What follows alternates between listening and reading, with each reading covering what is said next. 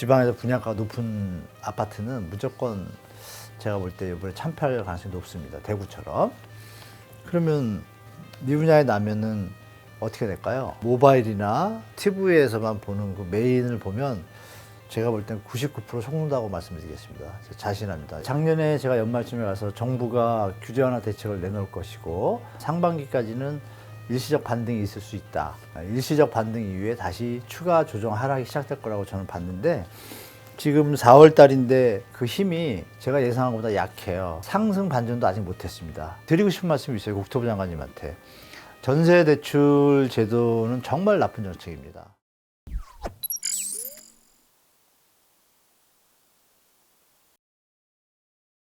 안녕하세요. 머니투데이 구독자 여러분. 저는 대학에서 강의를 하고 있는 한문도 교수라고 합니다. 반갑습니다.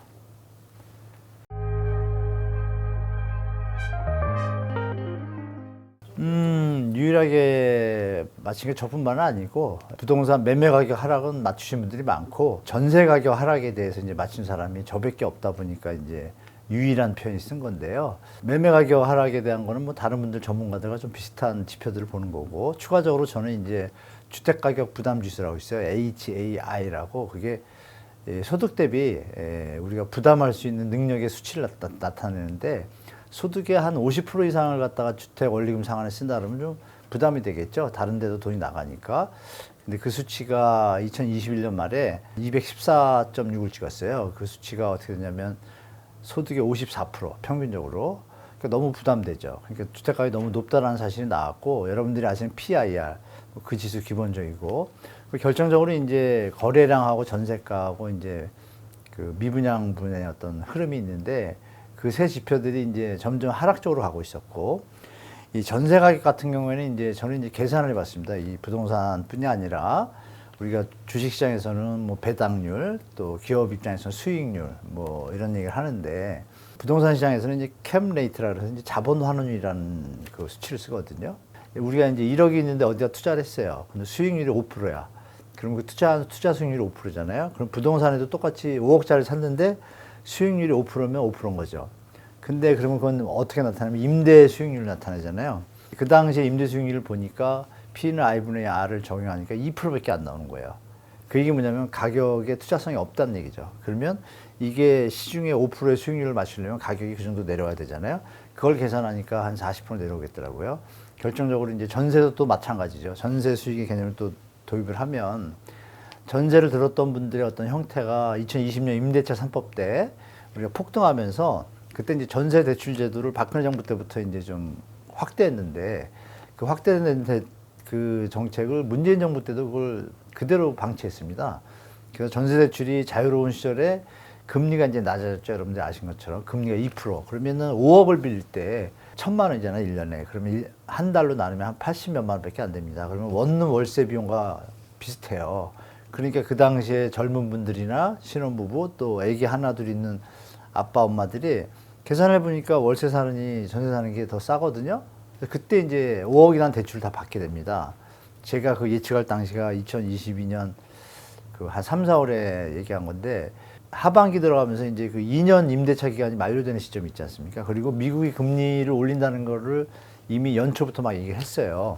금리를 계산하니까 미국의 역사를 저도 보면 금리 폭이 최소한 3에서 4%는 가겠다. 저는 처음에 그렇게 봤어요. 그러면 3%라고 가정을 하면은 현재 아까 말씀드렸던 100만 원의 그 부담이 그냥 250으로 늘어납니다. 그러면 제가 서울이나 이제 전국의 소득 분포를 계산해 보니까 소득이 그걸 감당할 수 없는 수준을 넘어서는 거예요. 그래서 전세 가격이 오를 수 없다라고 판단한 거고 그렇게 되면 금리가 오르면 전세 가격의 부담, 이자에 대한 부담이 커지니까 결국은 다운사이징 할 것이다 라고 판단해서 전세 가격이 오르기는 힘들다. 왜? 워낙 높이 올랐기 때문에. 그 가격을 바치려면 다음에 들어오는 분도 돈이 있거나 아니면 대출을 받아서 가야 되는데 대출을 받아서 계산하면 소득이랑 안 맞아요. 그래서 전세 대출이 약해지니까 전세 가격도 하락하겠다라고 예측을 했죠. 그런데 그게 이제 맞은 거죠. 작년에 제가 연말쯤에 가서 정부가 규제 완화 대책을 내놓을 것이고 내놓게 되면 상반기까지는 일시적 반등이 있을 수 있다.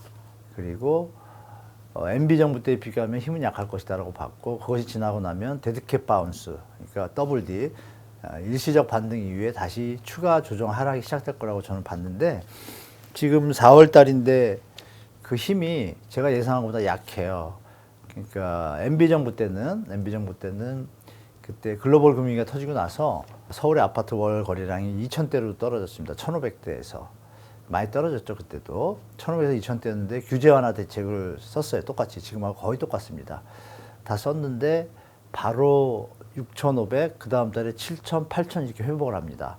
그러니까 4배 정도 폭증을 하면서 주택 가격이 반등의 수준이 아니라 상승으로 돌아섭니다. 고점 대비. 그래서 전 고점을 거의 다 회복했어요. 예를 들어서 음마 아파트가 4억 8천까지 갔었어요. 갔는데 7억 한 3, 4천까지 떨어졌거든요. 근데 그게 이제 다시 13억 5천으로 회복을 거의 합니다. 그게 한 6개월 사이에 벌어진 일이었죠. 그리고 나서부터 이제 다시 조금씩 스텝 다운식으로 이제 하락해가지고 그게 한 6, 7년 갔죠. 6, 7년 갔는데, 그러니까 올해도 그러면은 그런 규제 하나 대책이 나온 데다가 여러분들이 아시는 특례보금자리론 있지 않습니까?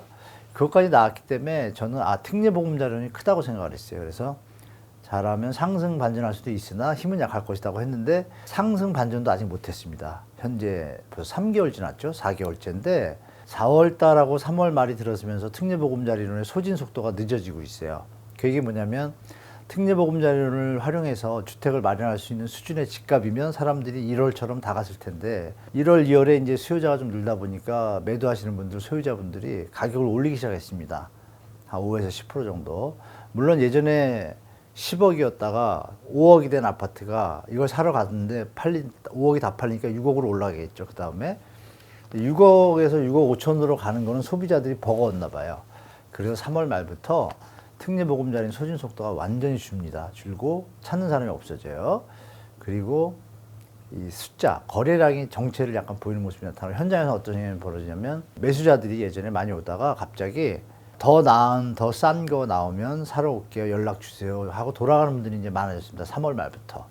그 제가 예측했던 일시적 반등 후 거래량 분명히 증가할 것이다. 초조해하지 마십시오. 이거는 다시 재하락할 거라고 예측을 드렸는데 약간 그 분위기로 지금 약간 가고 있다라고 지금 보고 있습니다. 그래서 4월 달 분양이 많잖아요. 분양 결과에 따라서 시장이 이제 완전히 방향성이 정해질 겁니다. 전매 제한 완화가 사실 부동산 투자에는 도움이 많이 됩니다. 왜냐하면 사서 들고 있다가 부동산 가격이 오르면 팔 수가 있잖아요. 편하게. 근데 예전엔 전매 제한을 걸어놓으면 이제 몇 년 동안 소유해야 됐기 때문에 투자의 신중성이 가해지지만 지금 아무 때나 팔 수 있게 거의 많이 줄여놨기 때문에 3년, 1년으로 줄여놨기 때문에 비규제 지금 6개월이고요. 그냥 바로 사자마자 좀 이따 팔 수 있는 거죠. 근데 이제 거기에 핵심적인 게 전매 제한 때문에 이제 시장이 좋아질 거다라는 지금 기사나 이런 것들이 많잖아요. 근데 여러분들이 정확하게 보실 건 겁니다. 전매 제한을 하면은 물건이 더 팔려고 내놓는 거잖아요. 내놓으면 현재도 기존 시장에도 주택 매물이 많잖아요. 거래량에 비해서 남는 물건이 훨씬 더 많거든요. 근데 거기다 전매 제한 물량까지 또 나오면 어떻게 될까요? 공급이 좀 많아지잖아요. 이게 그러니까 부동산 상승이라는 확실한 시장 신호와 이런 게 있다라면 수요들이 막 따라붙어서 공급이 부족해야 집값이 더 오르겠죠. 근데 지금은 그런 상황은 아닌 것 같아요. 제가 볼 때. 그래서 전매 제한 완화가 이 양면의 칼날인 거예요. 투자를 하려고 들어가셨는데 중도금 대출이 되다 보니까 신규 현장에 무순위 청약으로 들어가든 일순위로 들어가든 1, 2년 있다 팔 수 있으니까 돈 계산하거든요. 투자자분들이. 그러면 5억 정도 중도금 대출을 받았다. 그러면 4% 계산하면 2천이잖아요. 2년이면 4천밖에 안 되고. 근데 집값이 만 1억 올랐다. 그럼 수익률이 200%잖아요. 거기에 이제 갭 투자를 한번 해보셨던 분들이나 그걸 많이 듣고 있다 해보지 못한 분들이 요번 기회에 한번 한몫을 잡아볼까 해서 들어간 분들이 좀 계신 것 같아요. 지금 시장 상황을 보니까. 그분들이 유의하실 건 뭐냐면 풀렸을 때 본인만 집을 내놓는 게 아니잖아요. 다른 사람도 내놓잖아요. 근데 만약에 그때 시장 상황이 안 좋다 그러면 어떻게 될까요? 물리는 거죠. 쉽게 말하면. 본인은 들어가서 살 생각은 없고 팔 생각을 했는데 물립니다. 그러면 마이너스 P가 나오겠죠. 지금 현재 요번에 입주하는 청량리 일대 아파트나 오피스텔이 지금 다 마이너스 P입니다. 물건이 많아지면 당연히 그렇겠죠. 근데 가격이 높아도 그러겠죠. 안 사면 사람들이 그럴 위험성도 존재하고 투자자 입장에서 좋은 신호는 맞지만 다른 여건들이 좋은 신호가 아니기 때문에 쉽게 판단하시면 안 되고 결정적으로 실거주 의무 조항이 폐지된다는 걸 믿고 투자하는 분들이 많아요. 지금 둔촌주공 같은 경우에. 실거주 의무가 여야 법을 통과하는 그 사항이거든요. 그 법을 통과를 못하면 어떻게 될까요? 그럼 실거주를 해야 돼요. 팔기는커녕 들어가야 되는 거예요. 그럼 들어가서 2년을 있어야 돼요. 그럼 2년 동안 이자를 더 물게 되겠죠. 투자만 생각했다가 어떤 일이 벌어질지 모른다. 그래서 실거주 의무조항 폐지가 아직 완전히 안 돼가지고 시장이 혼돈스럽습니다. 어떤 분들은 뭐 약간 과장성으로 뭐 둔촌중공이 지금 뭐 프리미엄이 붙었다 이런 얘기도 하는데 뒤로는 또 마이너스 피도 나온다고 합니다. 지금 제가 지금 말씀드린 어느 투자자가 실거주 의무까지 믿고 투자를 했는데 그게 아직 해결이 안 됐잖아요. 둘 중에 하나잖아요. 만약 해결이 안 되면 진짜 이거는 물리는 거거든요. 그러면 헤어날 수 없지 않습니까? 그런 분들의 얘기도 있고 또 거꾸로 기사가 뭐 프리미엄 붙었다는 얘기가 나오는데 그럼 프리미엄 붙은 게 4억, 5억 뭐 이런 얘기가 나오더라고요. 근데 그러면 14억에 4억이면 19억, 20억이거든요. 그러면 1년 반, 2년 기다렸다 그걸 들어가느니 지금도 강남의 그 송파구 쪽에 헬리오시티가 17억, 18억까지 갔다가 지금 20억 잠깐 올라왔거든요. 그게 또 조금 내려가면 또 17억, 18억이잖아요. 그러면 입지는 송파 헬리오시티가 더 좋거든요. 아파트는 신축이지만. 그런 여러 가지 점들을 생각할 때 분양권 전매 제한 완화가 무조건 시장의 호재다라고 판단하시는 거는 긍정적으로, 너무 긍정적으로 판단하신 거다. 제가 볼 땐 올해도 40만 원의 입주 물량이 있고 내년에도 35만 원이에요. 그 물량들이 소화되지 않으면 시장은 죽게 돼 있거든요. 예전에 여러분들 2030 세대들은 못 겪어보셨잖아요. 2008년부터 2012년까지의 부동산 상황은 정말 조용했습니다. 그렇게 표현하면 이해되실 거예요. 그래서 계속 내려가고 그래서 아까 말씀드렸던 주택 구입 부담 지수가 83까지 내려갔습니다. 한때. 83이라는 얘기는 소득의 25%도 아닌 한 20%만 부담하는 집값으로 많이 내려온 거죠. 그럼 지금 54%라 했잖아요. 역으로 말하면 지금 값의 반값이 돼야 83이라는 수치가 나오니까 저는 그래서 전체 우리 역사를 보면 조금 추가 조정할 수 있다라고 이제 말씀을 드린 겁니다. 그러니까 전매 제한 완화는 양면의 칼날이다 이렇게 말씀드릴게요.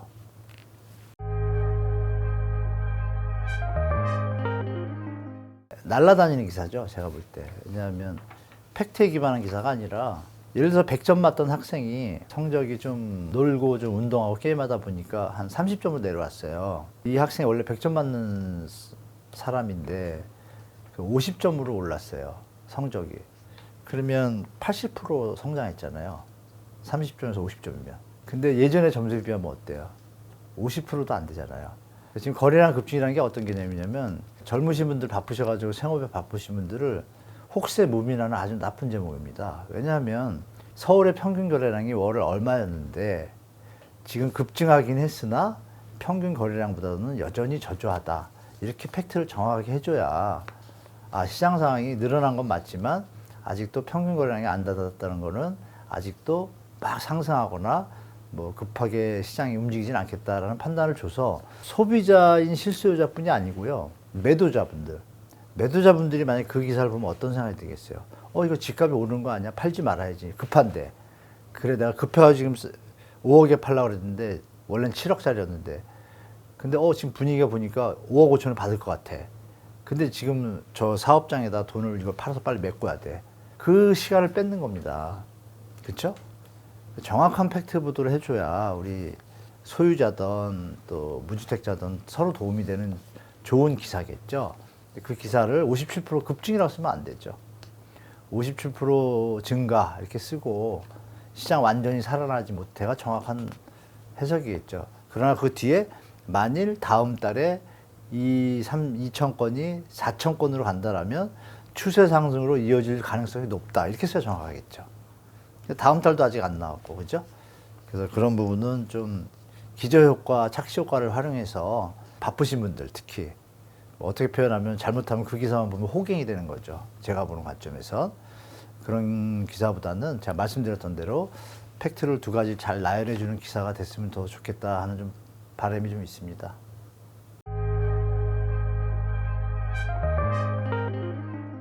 네, 한국은행이 금리를 동결했죠. 동결했는데 동결해서 금리의 부담이 이제 없으니까 주택 가격이 다시 올라갈 거다라는 것도 하나의 요인만 보실 때는 맞아요. 이론적으로. 그런데 만약에 금리가 다음에 올라갈지 내려갈지 아무도 아직 모르잖아요.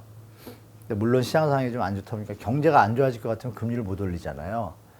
경제가 안 좋다는 얘기는 뭘까요? 시장에 유동성이 부족해진다는 얘기입니다. 그럼 부동산 시장에 도움이 안 되는 거죠. 그런데 우리가 코로나 때문에 이게 자꾸 착시 현상을 일으키는데요. 코로나는 정말 경제 시스템상에서 없는 시나리오입니다. 천재지변이잖아요. 그렇기 때문에 그걸 활용해서 일시적으로 유동성이 확장되니까 이제 부동산 투자나 이런 걸 했던 분들이 분위기 띄고 나면 빠져나오는 시나리오 딱 맞는 그림이었어요. 그 뒤에 따라가 분들이 또 이런 장이 올 거라고 판단해서 지금 금리에 대해서 지금 표현들을 하시는데, 노무현 정부 때 금리가 3.25일 때 집값이 막 폭등하기 시작했습니다. 막 폭등해가지고 금리를 올립니다.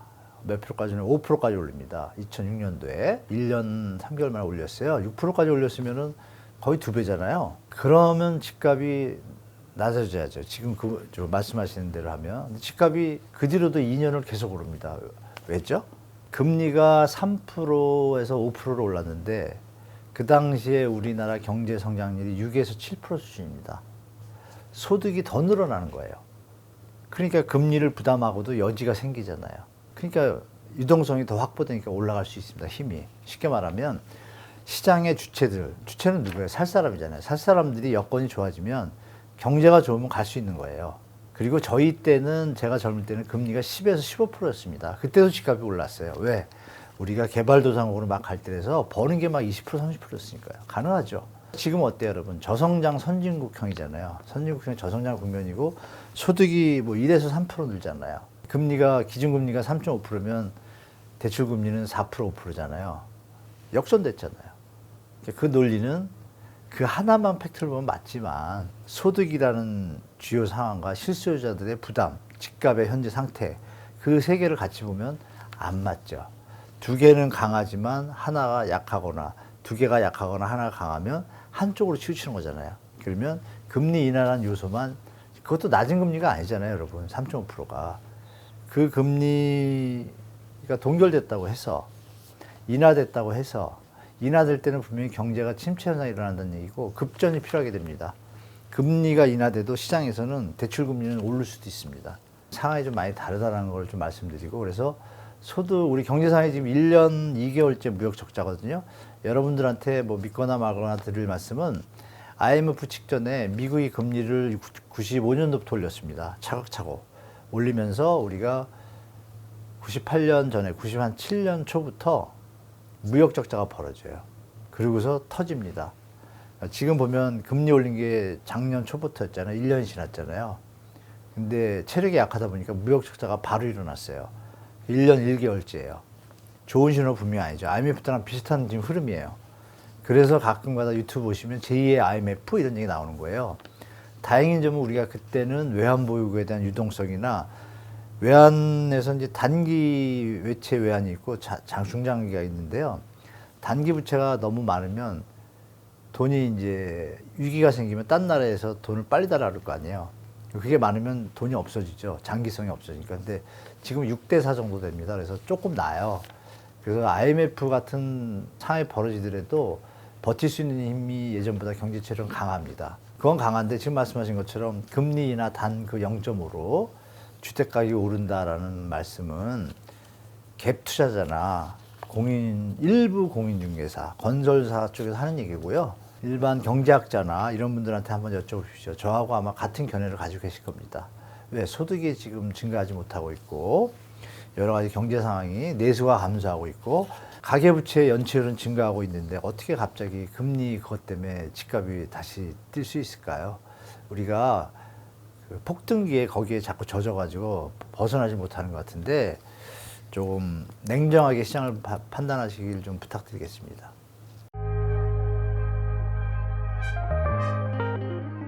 미국에서 2년이라는 경기 침체를 얘기했는데 더 길어질 수 있습니다. 제가 볼 때. 그리고 질문은 좀 다르지만 여러분 국고채 장기 금리가 원래 단기 금리보다 높습니다. 그게 무슨 말씀이냐면 누가 이제 치킨집을 하는데 치킨집을 운영하니까 돈을 조금 빌려주면 받을 수 있잖아요. 그러니까 단기 금리를 뭐 3%다 그러면 빌려줄 수 있어요. 근데 이분이 5년을 쓰겠대요. 그럼 그게 치킨집이 하다가 망할 수도 있는 거고 경제 침체가 오면 매출이 줄 수도 있잖아요. 그럼 3%는 불안하잖아요. 그러니까 4%, 5%를 받아요. 이제 그런 논리처럼 경제 시스템에서 장기 금리가 항상 단기 금리보다 높습니다. 단 예외는 하나 있죠. 사채 시장은 별도죠. 사채 시장은 이제 급할 때 쓰는 건데. 근데 그 장기 금리와 단기 금리가 역전되는 순간들이 있어요. 미국의 역사를 보면, 경제 역사를 보면. 그 역전된다는 얘기는 뭐예요? 장기 금리가 5%고 단기 금리가 4%면 5 빼기 4는 1이 나오는데 단기 금리가 6%가 올라간 거예요. 그럼 마이너스 1이라는 숫자가 나죠. 5 곱하기 6이니까. 그런 현상이 벌어지고 나면 미국의 역사상 6개월에서 1년 뒤에 100% 경기 침체가 왔습니다. 거의 99%. 역사에 나와 있고 여러분들이 그 페드와 연관된 프레드라고 있어요. FRED. 미국의 전 경제에 관한 통계가 다 들어있고요. 거기 가보시면 지금 이제 장단기 금리가 이렇게 역전됐습니다. 그 얘기 뭐냐? 그럼 단기 금리가 더 높았다는 얘기는 뭐예요? 지금 살아야 되는 거예요. 5년이고 10년이고 지금 버텨야 되니까 금리를 더 주고라도 급하게 얻는 거예요. 갚을 수 있는 능력이 있음에도. 우리가 레고랜드 쳤을 때 원래 10% 8%의 PF를 받은 분들이 갑자기 15% 빌린다. 그게 뭐예요? 지금 망하면 아예 망하니까 15%라도 빌려야 되는 거. 그건 뭐예요? 위기가 온 거죠. 그럼 장단기 금리가 역전됐다는 건 위기가 오는 전조 선행 신호입니다. 그래서 미국에서 경제학자들이 그 수치에 대해서 경제 침체가 올 거라고 다 얘기를 하고 있는 것이고, 리세션이 이제 올 거다. 미국 2년을 얘기하셨는데, 저도 공부를 좀 해보니까 2년 더 갈 수도 있겠다. 천천히 소프트 랜딩으로, 연착륙으로. 저는 그렇게 보고 있어서 그 여파는 대한민국에도 올 것 같습니다. 미국이 경기 침체면 어떻게 돼요, 여러분? 간단히 말씀드리면, 우리가 수출국가니까 LG 삼성이 유명하잖아요. LG 삼성이 뭐 현대 자동차까지 있지만 자동차도 덜 팔릴 거고 TV도 덜 나갈 거고 미국이 경기가 침체가 되면 어떻게 돼요, 여러분? 집 사는 게 줄어드니까 집 사면 우리가 뭐 하죠? 테레비도 사고 뭐 냉장고도 사고 뭐 에어컨도 사고 그 무시무시한 물량이잖아요. 그 물량을 삼성, LG가 최고니까 다 대부분 그거 살 거 아니에요? 그럼 그 팔던 게 지금 안 팔릴 거 아니에요, 여러분? 안 팔리면 어떻게 돼요? 경제가 우리도 좀 조금 이제 수출이 줄겠죠? 연쇄 반응이 있는 거죠.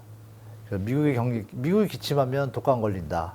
중국이 기침하면 감기 걸린다. 그게 그 얘기입니다.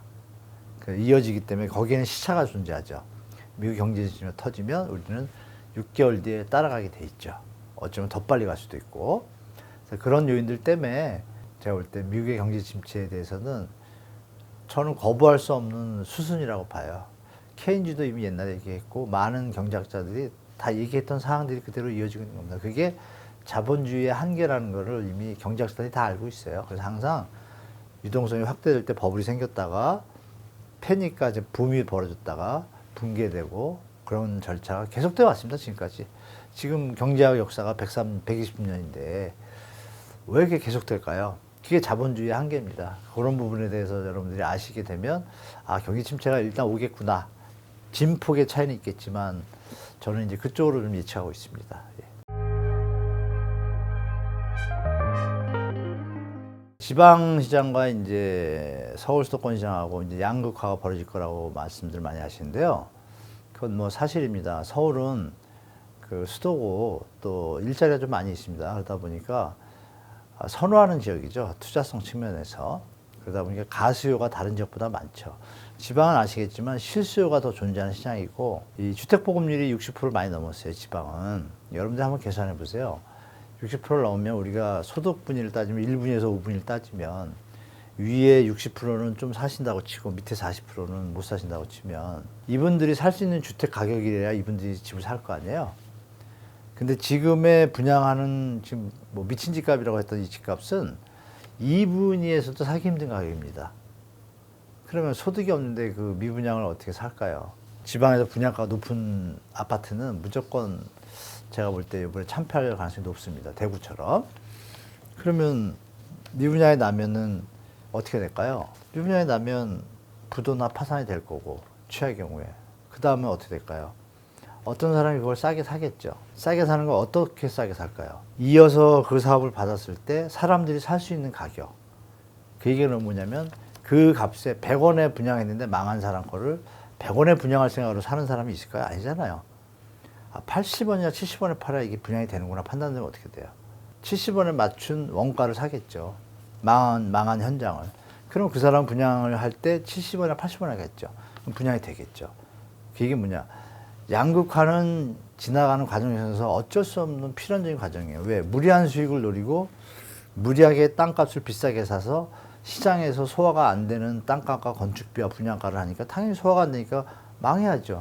치킨집을 여러분 예를 들어서 하나 차렸는데 인테리어를 좋게 해놓고 치킨값을 인테리어 비싸게 들었으니까 딴 집에 2만 원에 파는데 4만 원 팔면 팔립니까?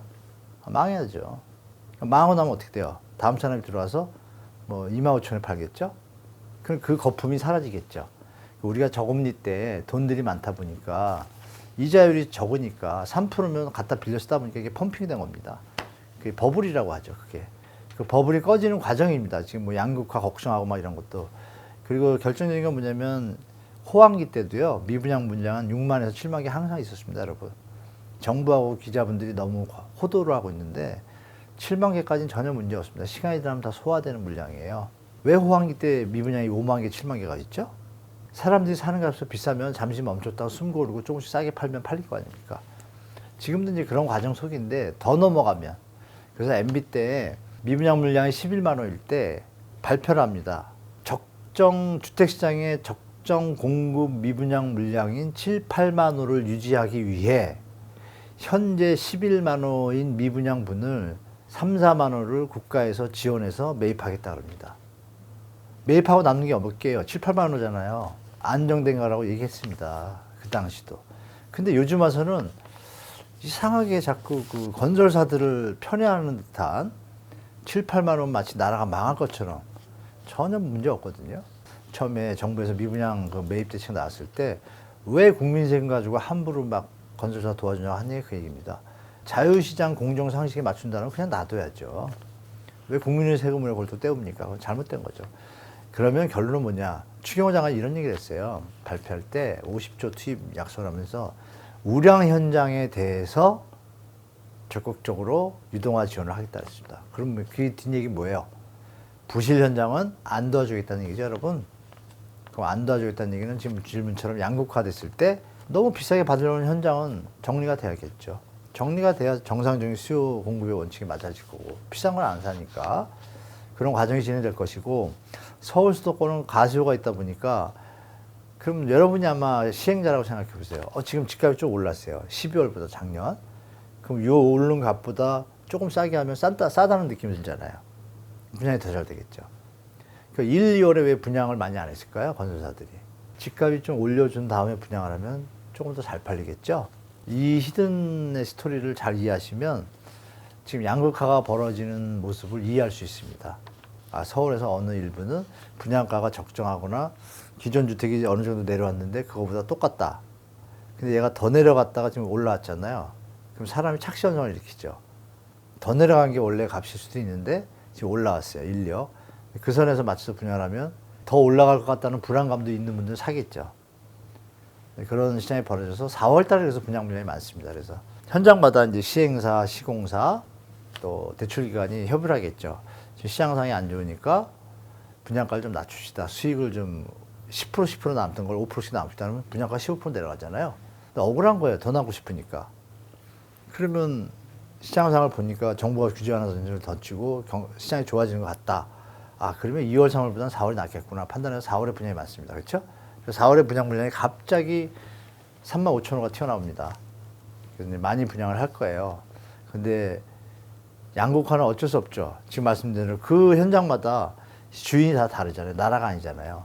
주인들이 지금 이 좋은 때를 활용해서 우리는 입지가 좋으니까 제값 다 받아야겠다. 그런 현장은 이제 현장에서 여러분들이 아쉽게 1, 2월에 서울에 그 4군데가 분양을 했습니다. 뉴스 좀 많이 안 나오는데요. 완판만 나오죠, 여러분. 3군데 완판됐거든요. 그 한 군데는 반패 있습니다. 반패. 참패는 아니고. 서울인데. 그건 기사 잘 안 나오죠. 그리고 아시겠지만 작년 11월, 12월에 미분양 났던데 아직도 다 안 팔렸습니다. 시장을 냉정히 보셔야 돼요. 그래서 완판된 데의 공통점. 기존 시세가 많이 내려왔는데 그 값보다도 1억, 2억 정도 저렴하게 분양한 데는 다 완판입니다. 수요자가 스마트해진 거예요.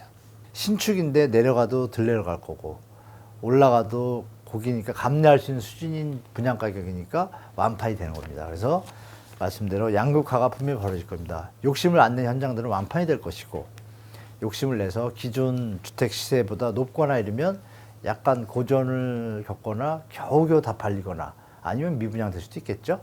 그러나 기존 주택 가격이 어느 정도 내려왔는데 그보다 저렴하거나 똑같다 그러면 완판될 가능성이 좀 높아지는 거고 이렇게 판단하면 될 것 같습니다.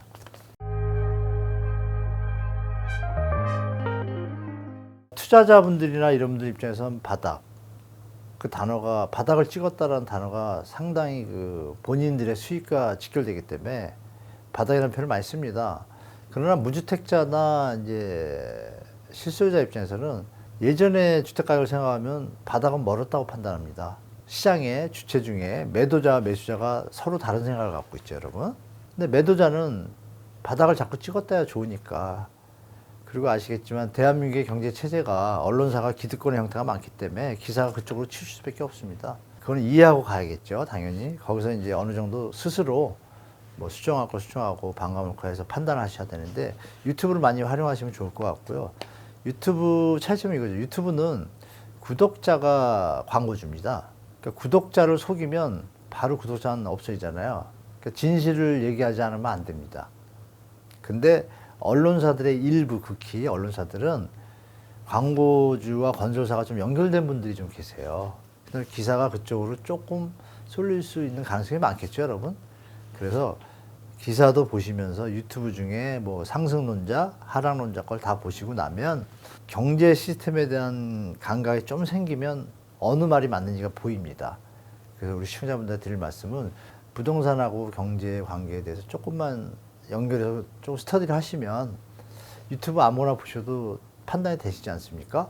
아, 얘네가 좀 팩트를 말하는구나. 아, 얘네는 좀 약간 좀 치우쳤구나. 그러면서 서너 개 보셔서 크로스 체크 하시면 그리고 이제 공공기관에서 발표하는 데이터들, 지나온 데이터는 속일 수가 없잖아요. 그 데이터랑 맞춰보시면 어디가 좀 팩트를 얘기해 주는구나. 그러면 거기에 뭐 예측이나 과거나 현재 상황 파악에 대해서 분석을 하시면 좀 판단하는 데 도움이 되실 것 같아요. 드릴 말씀은 우리 모바일이나 또 TV에서만 보는 그 메인을 보면 제가 볼 땐 99% 속는다고 말씀드리겠습니다. 자신합니다. 여지껏 한 3년 동안 언론 보도를 제가 체크해 봤는데 노출도나 이런 걸 계산해 보니까 90%가 약간 좀 과장된 보도들이 많이 있습니다. 팩트 전달보다는. 팩트를 전달해도 한쪽만 전달을 해요. 그런 부분에서 지금 말씀드린 그런 내용들은 바닥이다라고 저는 아직 안 봅니다. 그래서 추가 조정이 있을 것 같다라고 저는 보고 있고 바닥은 지나봐야 바닥이다. 중요한 점은 세계 글로벌 경제나 우리나라 경제 상황이 보면 예전에 없던 일들을 지금 뉴스를 많이 듣잖아요, 여러분들. 코로나 때도 없던 뉴스들이 많잖아요. 뭐 새마을금고가 이상하다더니 뭐 이런 얘기들이 자꾸 왜 들릴까요, 여러분? 속담으로 말하면 아니땐 굴뚝에 열기가 낫까. 뭐 발 없는 말이 천리를 간다. 뭐 하인리 법칙이라고 있어요. 이런 거 계산해 보시면 뭔가 좀 정리가 돼야지 그 다음 배를 띄우잖아요. 파도가 치고 있잖아요. 그럼 왜 바보같이 파도가 치고 있는데 바로 섬이 저기야 라고 얘기하면 안 되죠. 파도가 그치고 나야 저기 섬이 있는지 보이잖아요. 그래서 너무 성급하게 바닥 얘기하시는 것보다는 시장 추이를 보고 미국이 지금 변동성이 좀 심하잖아요. 미국 애들이 뭐 잘났다고 그러지만 상업용 부동산 지금 폭파 직전이거든요. 폭파되면 우리나라까지 여파 옵니다, 여러분. 우리나라 상업용도 만만치 않아요, 상태가. 그래서 여러 가지 지금 지뢰들이, 조그만 지뢰들이 여기저기 많아요. 그래서 요거 끝나고, 왜? 지뢰가 생긴 이유는 뭐예요? 그동안 앞도 뭐 뒤도 보지 않고 묻지도 따지도 않고 다 같이 그냥 자산에 투자했잖아요. 7년 동안, 그죠? 코로나까지 그냥 팍 겹쳐가지고. 그게 당연히 조정기간이 오는 건 당연한 거고, 바닥은 지나봐야 하는 거고, 파도가 그쳐야 해가 보이잖아요. 그래서 지금 바닥바닥 얘기하시는 거는 그걸 원하시는 분들이 자주 표현하시는 것 같고, 객관적인 입장에서는 아, 지나봐야 바닥을 안다라고 말씀드리겠습니다.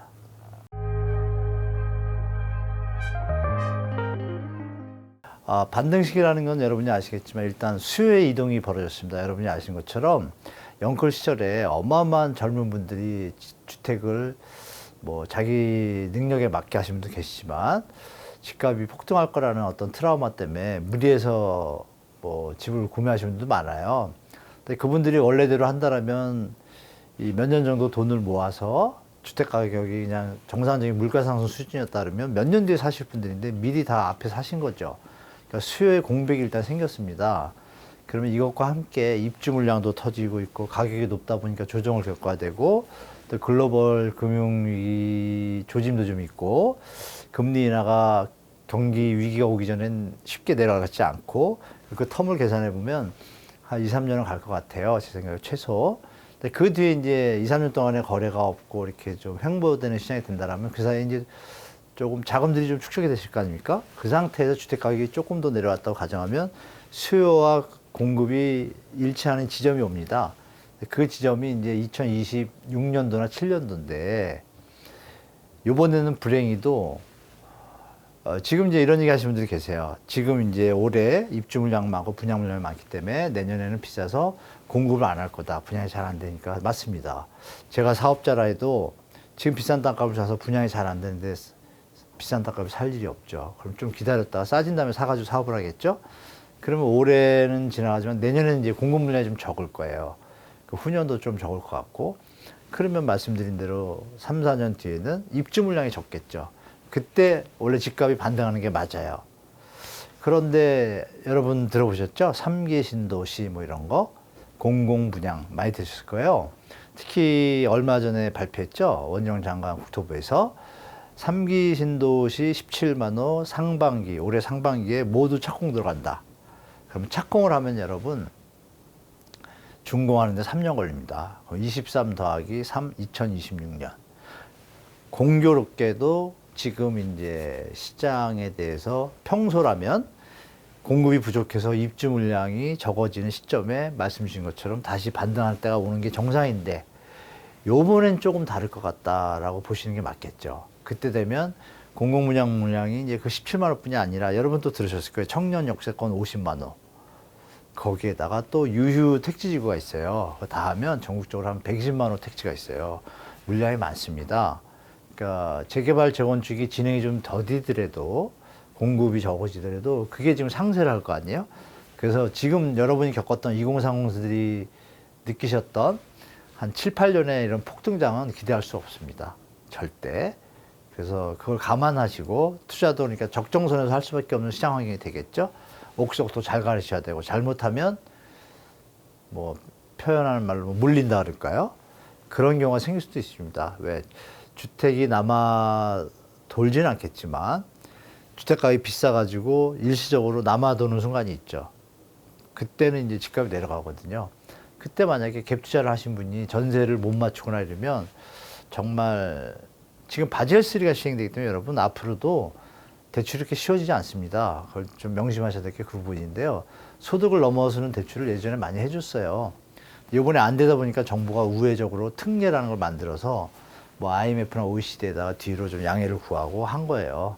근데 그냥 했으면은 저 신용도가 내려갑니다. 왜? 지금 신용점수 0점에서 1000점이잖아요. 지금 특례보금자리론 해당 기준 라인이 커트라인이 271점입니다.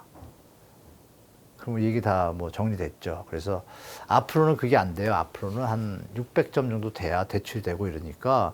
그럼 생각해보세요. 600점이면 상위 50%인데 지금 유주택자 비율이 50% 넘잖아요. 서울이. 경기도는 60%고. 그럼 남은 분들하고 딱 계산하면 나오죠. 받을 분이 별로 없네. 이렇게 됐죠. 그러니까 수요가 예전 같지 않다. 그래서 청년들이 많이 걱정하고 계신데 뭐 하늘이 도운 건지 경제 시스템이 도운 건지 모르지만 제가 볼 때 택지 물량도 많이 나올 거고 현재 1, 2년 동안 힘들 거고 뭐 이런 경제 침체 상황이 이어지면 주택 가격이 상당히 조정될 겁니다. 앞으로 2, 3년 사이에. 그때 조금 이제 주택 마련에 좀 관심을 가지시면 큰 도움이 되실 겁니다.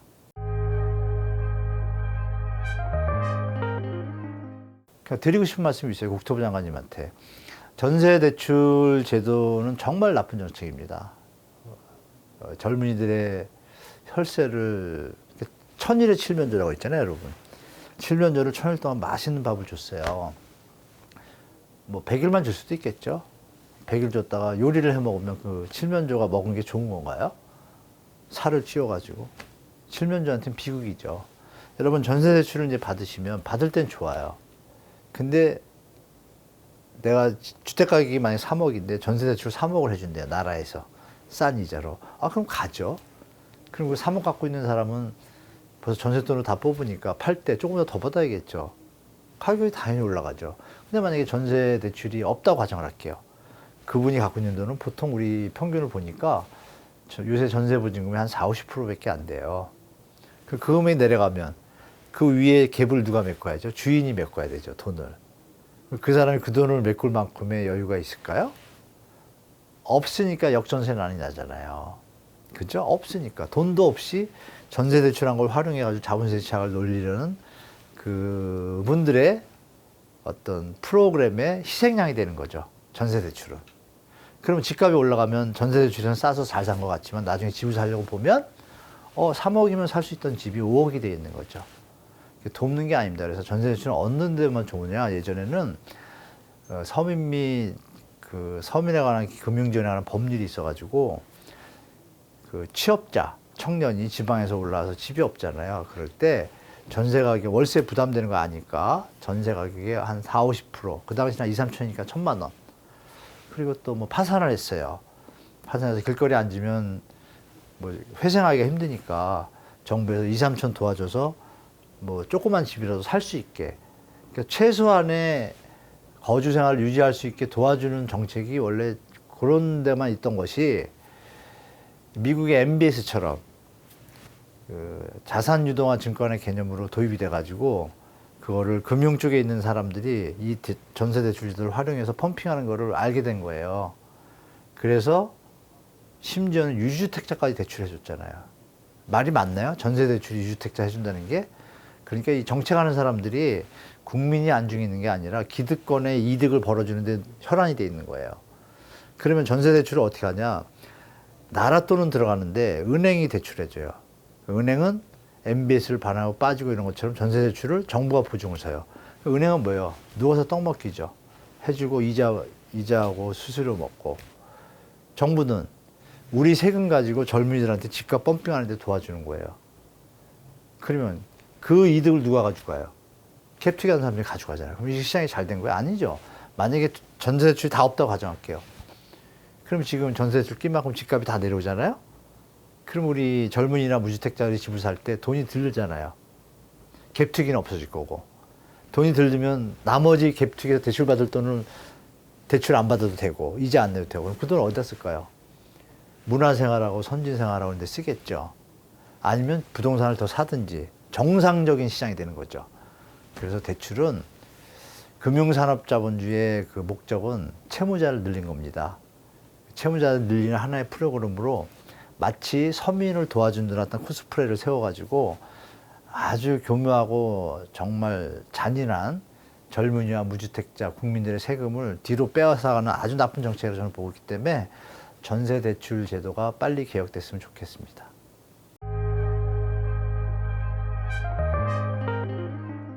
네, 일본처럼 될 가능성이 많이 높습니다. 이미 작년 5월 22일 날 이코노미스트가 일면에다가 보도를 했죠. 영어는 제가 잘 못하니까 한국, 일본과 거의 같을 수 있어. 추가 팁. 그런데 한국에는 전세라는 제도가 있어서 더 위험할 수도 있다는 뉘앙스의 보도를 냅니다. 모든 건 다 똑같아. 너무 닮아 있어. 뭐 시밀러라는 단어 있잖아요. 인구 감소도 시장도 똑같고 청년 생산 핵심 경제 인구도 줄기 시작했고 고령화는 일본보다 또 더 빠르고 그리고 부채에서 일본은 버블이 터질 때 기업 부채가 많았어요. 근데 우리 지금 가계 부채가 많잖아요. 여기서 특이한 점은 우리는 기업 부채도 많아요. 뉴스에 잘 안 나오는데 IMF 터질 때 기업 부채 비율이 평균 100% 넘었거든요. 113%. 그리고 터졌거든요. 물론 일부 회사들은 과도하게 뭐 부채 비율 400% 막 이랬어요. 한보미도 이런데. 근데 그런 데들이 터진 거죠. 평균으로는 113%. 근데 지금 대한민국 110% 가까이 됐습니다. 기업도. 그러면 가계 기업 다 안 좋죠? 그러면 일본처럼 될 가능성이 높다라고 그래서 외신들이 얘기를 하는 것이고 다만 차이점은 우리는 뛰어난 배달의 민족이잖아요. 그 IMF 터졌을 때 금모으기로 극복한 그 경제 그 히스토리에 대한민국이 그게 사례가 되어 있습니다. 전혀 예측하지 못한 경제 위기를 극복한 나라로 한강의 기적을 포함해가지고 그래서 우리는 남다른 어떤 적응력이나 인내력이 있지만 위기는 올 수 있는 가능성이 존재하는 건 맞잖아요. 그러면 차이는 있겠죠. 진폭의 차이는 있지만 방향성을 갖겠다라는 뭐 예측이 좀 가능하잖아요. 그래서 이제는 해외로 나갈 때입니다, 여러분. 우리끼리 안에서 놀 때가 아니라 그 안에서 이렇게 일본식으로 가면 여유 있는 분들이 많잖아요. 그때 일본도 해외 나가서 아시잖아요. 그 엠파이어 스테이트부터 소니부터 다 미국에 있는 빌딩 다 샀잖아요. 근데 우리가 이제 그럴 때입니다. 우리가 여기서 안에서 갭투기 할 때가 아니고 해외로 뭐 광개토대왕의 피를 이어받아서 경제 영토를 넓힐 때가 되지 않았나. 그 시기가 이제 점점 오는 것 같습니다. 그래서 일본식 형태는 이어질 것 같다. 그러나 진폭이나 그거를 극복하는 과정은 우리가 훨씬 나을 것 같다. 이렇게 말씀드리겠습니다.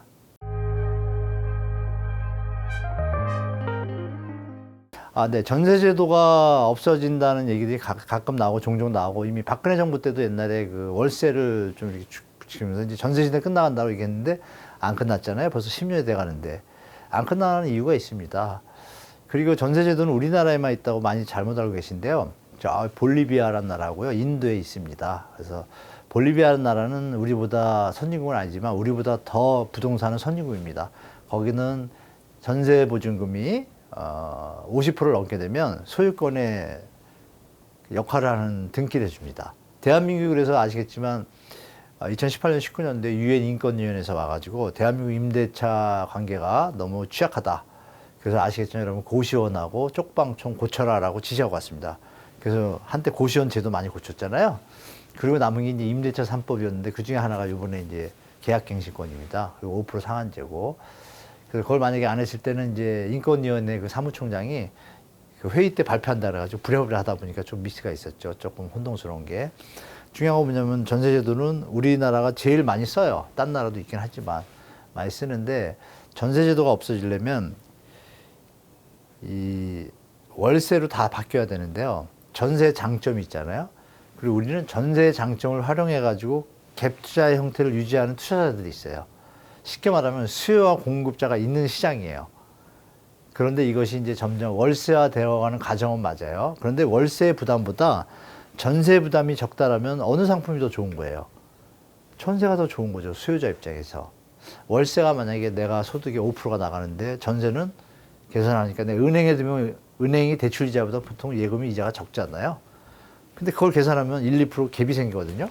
그러니까 전세를 하게 되는 거고 갭투자하는 입장에서는 전세 레버리지를 활용해서 자기가 대출받는 거를 상쇄시켜 주니까 투자에 대한 수익률이 자기 자본에 대해서는 수익률이 높아지는 현상이 벌어지니까 기대에 대한 어떤 미래 가치 상승에 대한 기대 가치를 가질 수 있는 시장이 형성되는 거예요.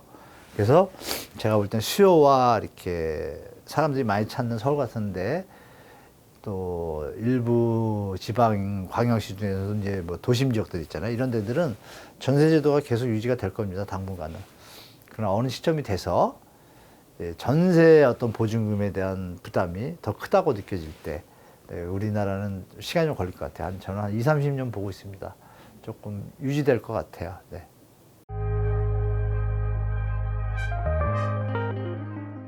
우리 청년들이 지금은 이제 청년의 나이가 20대가 아니라 40대의 청년이라고 제가 봅니다.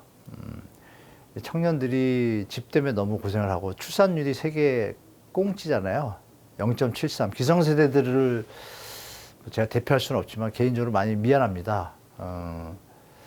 이미 청년들한테 기득권들이 너무 못할 짓을 하고 있는 것 같고 개인적으로 제가 볼 때 청년들한테 드릴 말씀은 겁니다. 이제는 이 시스템이 이제 고착화되고 경제 시스템이 이제 갖추다 보니까 어떤 저희 시대 때는 시대 시스템이 완비가 되지 않고 민주주의도 완벽하지 않았기 때문에 지성인들이나 깬분들이 이제 사회운동을 할 수 있는 여건이 됐었어요. 근데 지금은 뭐 물질 문명이 워낙 발달되어 있기 때문에 다른 대체제로 충분히 스트레스를 풀 수 있기 때문에 자그마한 기득권의 어떤 일탈행위나 적폐행위들에 대해서 눈 감아도 시스템이 돌아가니까 그냥 지내고 있어요. 그런데 결정적으로 인간의 어떤 행복의 근원을 보면 안정된 집에서 좀 살고 또 자기가 원한다면 뭐 결혼해서 자녀도 갖고 이런 게 기본적인 인류의 어떤 흐름인데 그게 이제 집이라는 주택이라는 높은 집값 때문에 막혔다라면 이건 문제가 크죠. 그러면 집값을 낮추려면 뭐가 있을까요, 여러분? 분양가를 낮추면 되죠. 쉽게 말씀드리면 도로를 서울에서 용산에 놓으면 한 1조 듭니다. 1조 원 도로 넣어서 젊은이들의 일자리가 있는 곳에 지금 여러분 야외 가시다 보면 빈 땅 많잖아요. 미국의 사막에 있는 라스베가스도 세우는데 정부나 일하시는 분들이 기득권들이 의지만 있다라면 강남도 빈 땅이었잖아요. 다 논밭이었고 그런 것처럼 어느 지역에 우리 청년 세대들이 살 수 있는 땅을 저렴하게 그린벨트 풀어서 그 건축비만 투입한다라면 그리고 기반시설과 대학이라는 이런 거 다 넣는다면 이게 정리되거든요. 근데 안 합니다 그거를. 근데 그거를 왜 기득권들이니까 안 하죠. 그럼 그걸 누가 고칠 수 있을까요? 여러분들이 이제 집단 지성을 발휘하셔서 정치하시는 분들은 표로 가잖아요. 표가 원한다면 없던 정책도 만들어집니다. 그래서 저는 이제 청년분들에서 이제 좀 서로 의사교통하고 이런 게 좀 서로 연결되시면서 정식적 언젠가는 아마 청년들 대변하는 뭐가 생길 것 같아요. 그때 이런 부동산에 대한 부분을 예를 들어서 서울하고 어디 사이에 큰 지역을 정해가지고 건축비 뻔하거든요. 도로비 뻔하고. 그리고 거기에 일자리가 있다라고 얘기 정리가 되죠. 그런 정책, 강남을 개발하듯이 그런 정책이 나오게끔 여러분들이 뭉치셔서 기성세대들한테 많은 쓴소리를 하셔야 된다고 좀 말씀드리겠습니다. 그냥 현 상태에서 갭 투자가 좋고 분양시기가 좋고 이거는 이제 당연히 해야겠지만 긴 미래 또 여러분과 여러분의 또 자녀들이 있다는 후세들을 위해서 꼭 필요한 일이라고 봅니다. 좀 그렇게 되기를 개인적으로 소망합니다.